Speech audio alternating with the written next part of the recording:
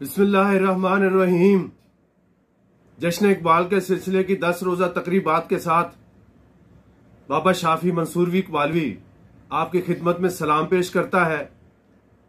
और बहुत ही खुश आइंद बात है कि आज वजीर आजम पाकिस्तान ने इकबाल डे के मौका पर आम तातील का ऐलान कर दिया है और इस तातील को बतौर इकबाल डे मनाने पर जोर दिया गया है। और ऐसा करने से मैं ये समझता हूं कि हमारी कौम में एक शऊर का उजागर होना कि इकबालियत क्या है, फलसफा इकबाल क्या है, इकबाल हमारे इस मुआशरे को क्या सबक देना चाहते हैं। और मेरी नजर में तो इकबाल ना ही एक इलाकाई अदीब है, शायर है, मुफक्कर है, ना ही जुबानदानी की हद तक वो मुफक्कर है, ना ही कल्चर की हद तक वो मुफक्कर है, ना ही मजहब की हद तक वो मुफक्कर है, बल्कि अल्लामा का नुक्ता नजर बाला व आला है। इंसान को मकाम इंसान से आगाही दिलवाना, शनासाई करवाना, ये उनका अज़्म नजर आता है। जैसा कि अल्लामा फरमाते हैं, काफिर की ये पहचान के आफाक में गुम है, काफिर की ये पहचान के आफाक में गुम है, मोमिन की ये पहचान के गुम इसमें है आफाक। कि काफिर जो है वो इस निजाम कायनात में उलझा हुआ है, अपने अक्लो दिमाग और इदराक की गुत्थियां सुलझाने में अपनी तमाम तर काविशों को सर्फ कर रहा है, जबकि उसके मुकाबले में दूसरी शख्सियत जो है वो मोमिन है, ईमान वाला है। और ईमान वाला वो है जो जाते खुदाबंदी को हाजिर और नाजिर, समीउम बसीर, तमाम मुक्तदिर ताकतों पर दस्तरस रखने वाली जात मानता है और अपने इस वजूद के होने को खुदा की एक मशीयत के तौर पे पहचानता है और अपनी जिंदगी को खुदा के अहकाम के मुताबिक गुजारने की कोशिश करता है। लेकिन आज खुदा के अहकामात को इंतहाई उलझन का शिकार कर दिया गया है। जैसा कि अल्लामा ने फरमाया, अहवाल तेरे हक है मगर अपने मुफस्सिर, अहकाम तेरे हक है मगर अपने मुफस्सिर, तावील से कर सकते हैं कुरान को पाजंद। यानी अहकाम से रूगर्दानी नहीं की जा सकती और अहकाम जो है वो बामुताबिक फितरत है, नेचर के मुताबिक है। और जो भी आदमी फितरत के खिलाफ चलता है तो उसकी जिंदगी मसाइल का एक कोहिस्तान बन जाती है और इंसान को फितरत के मुताबिक अपनी जिंदगी गुजारने की आदत होनी चाहिए। लेकिन कुछ इस तरीके से, कुछ इस तरह से हमारे सामने अल्लाह के अहकाम को पेश किया गया है कि हम उसको समझने से कासिर हो चुके हैं, और वो जो हमारी समझ से बालातर चीजें हैं उन मौजूआत को हमारे सामने रखा गया है। जैसा कि एक और जगह पे अल्लामा लिखते हैं, लुभाता है दिल को कलाम खतीब मगर लज्जत शौक से बेनसीब। बयान उसका मंतक से सुलझा हुआ, लुगत के बिखेड़ों में उलझा हुआ। बुझी इश्क की आग अंधेर है, मुसलमान नहीं खाक का ढेर है। अब उन अहकामात को मैं चंद एक मिसालें देकर समझाने की कोशिश करूंगा, बल्कि आप तक पहुंचाने की कोशिश करूंगा। समझाना तो मेरे बस से बाहर है, क्योंकि वो तो जाते खुदाबंदी है जो जिसे समझ दे, जिसे अकल दे, जिसे अता करे। अल्लाह ने कुरान पाक में फरमाया कि हमने दिन काम के लिए, रात आराम के लिए बनाई है। आज तक हम अपनी जिंदगियों में अल्लाह के इस हुक्म को शामिल नहीं कर सके। हमारी आदात व अतवार, हमने अपने कल्चर को कुछ इस तरह से ढाल लिया है कि हम दिन में सोने के आदी बन गए और रात को जागने के आदी बन गए। काश इस एक ही हुक्म खुदाबंदी पर अमल हो जाए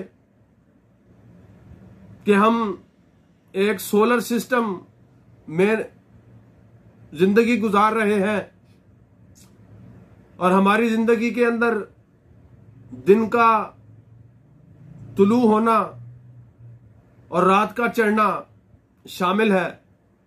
काश हम ये समझ जाएं कि सूरज के डूबने के साथ साथ हमने भी अपने घरों का रुख करना है, अपनी मनाजिल पर कयाम करना है। अगर हम सफर में हैं तो हमें अपने सफर को रोक देना है। हमने अपने तमाम कामों को खैरबाद कह देना है। जैसा कि हम देखते हैं कि परिंदे, इस कायनात में बसने वाले, हमारी इस जमीन पर हमारे साथ गुजर बसर करने वाले, शाम ढलते ही अपने अपने घोंसलों में पहुंच जाते हैं और अपने अपने घरों पे कयाम करते हैं, और जहां पर जो भी होता है वो वहीं पे रुक जाता है, अपने सफर को कयाम की शक्ल दे देता है। लेकिन हम हैं कि हम रातों को जागने के आदी बन गए। हमारा घूमना फिरना,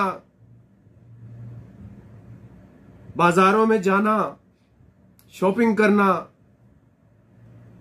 ये सब हमने अपने काम रात पर छोड़ दिए हैं, और हम सरीहन जानते बूझते हुए, अपनी आंखों से देखते हुए, अपने कानों से सुनते हुए और अपने दिमाग से, अक्ल से समझते हुए इस हुक्म की खिलाफ वर्जी कर रहे हैं।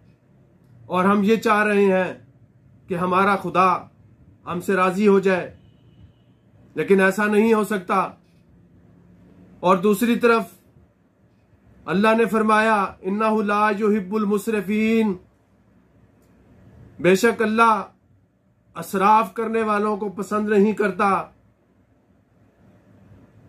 और हम अपने इर्द गिर्द देखते हैं कि किस किस चीज में असराफ हो रहा है। ये असराफ सिर्फ रकम को ज्यादा खर्च करने का नाम नहीं है, वक्त का भी असराफ है, अक्ल का भी असराफ है, सोचने समझने का भी असराफ है। हम किस किस किस्म के असराफ में इस वक्त जिंदगी गुजार रहे हैं, असराफ कर रहे हैं, कितनी किस्म का असराफ कर रहे हैं, हमें आज तक ये इदराक तक नहीं हो पाया कि हम असराफ से बच जाएं, फजूल खर्ची से बच जाएं, अपने वक्त को फजूल खर्च करने से बच जाएं, अपनी जुबान के असराफ से बच जाएं, कान के असराफ से बच जाएं, आंख के असराफ से बच जाएं और अपने जिस्म के फजूल इस्तेमाल और फजूल असराफ से बच जाएं। कितने ही असराफ की चादरें हैं जो हमने अपने ऊपर ली हुई हैं। और दूसरी जगह अल्लाह पाक फरमाते हैं कि इन्नहु ला युहिब्बुल फसाद, बेशक अल्लाह फसाद करने वाले को पसंद नहीं करता। जब हम एक बात को सुनकर दूसरे कान तक पहुंचाते हैं तो वो एक फसाद की शक्ल अख्तियार कर जाती है। हमारे मुआशरे में, हमारे इस कल्चर में ये तमाम आदात अब आम हो चुकी हैं कि एक बात को एक तरफ से सुनना और दूसरी तरफ लगा देना। क्योंकि पहले तो अल्लाह ने यह फरमाया कि वला तजस्ससू, किसी की जासूसी मत करो, किसी की टोह में मत रहो। और हम हैं कि हमने जो मामलात के तरीकाकार हैं उनको अपनी जिंदगी में शामिल ही नहीं होने दिया। इन मामलात को हमने अपनी जिंदगी से दूर रखा हुआ है। हम सिर्फ हमारा जो रहन सहन है और जिसको हम तरीका खुदाबंदी समझते हैं वो सिर्फ हमने इबादत तक महदूद कर लिया है। अपने मामलात को हम खुदा की मंशा और खुदा के रसूल की मंशा के मुताबिक गुजारने से बिल्कुल गुरेजा है और हम कोशिश ही नहीं करना चाहते। और हमारे समझाने वाले वक्त हाजिर के मुअल्लिम हमें कोई ऐसी बात बावर नहीं करा रहे कि काश हम अपनी जिंदगियों को इस नजरिए के मुताबिक गुजारें। मैं चैलेंज से अपनी पाकिस्तानी अवाम से और इंसानों से यह गुफ्तगू करना चाहता हूं कि अपने खुदा के हुक्म के सिर्फ एक हुक्म को अमल समझ के अपनी जिंदगियों में शामिल कर लें। और आज तो तमाम मकतबा फिक्र के लोग इस बात पर और इस नतीजे पर पहुंच चुके हैं कि जो काम सुबह सुबह दिन चढ़ते होते हैं उनमें बरकत होती है और मेहनत भी उसमें इंसान बहुत आसानी से कर लेता है और वो फैसले भी कामयाब फैसले साबित होते हैं जो कि दोपहर से पहले किए जाएं। बस हम कोई कोशिश करें कि खुद को फितरत के ऐन तकाजों के मुताबिक चलाएं, फिर हमारी जिंदगियों में तब्दीली आएगी, हमारे रास्ते की रुकावटें खत्म होंगी, हमारे मकासद पूरे होंगे